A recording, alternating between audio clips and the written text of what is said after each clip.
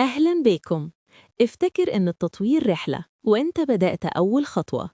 في أخطاء بسيطة بنعملها كل يوم فاكرين إنها عادية، لكنها فعلياً بتضيع ساعات من وقتنا من غير ما ناخد بالنا.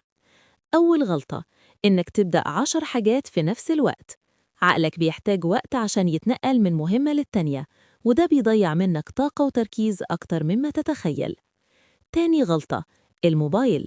كل إشعار، كل نغمة بتقطع تركيزك وتضيع على الأقل 20 دقيقة لحد ما تقدر ترجع مود الشغل تاني. وتالت غلطة، إنك تنزل يومك من غير خطة. من غير قائمة مهام بسيطة هتلاقي نفسك بتتحرك من غير اتجاه، وتخلص أقل من اللي كان ممكن تعمله بكتير. لما تبطل التلات أخطاء دول هتتفاجئ قد إيه يومك بقى أسهل وأسرع ومنظم. دي كانت فكرة في دقيقة. استنونا في فكرة جديدة.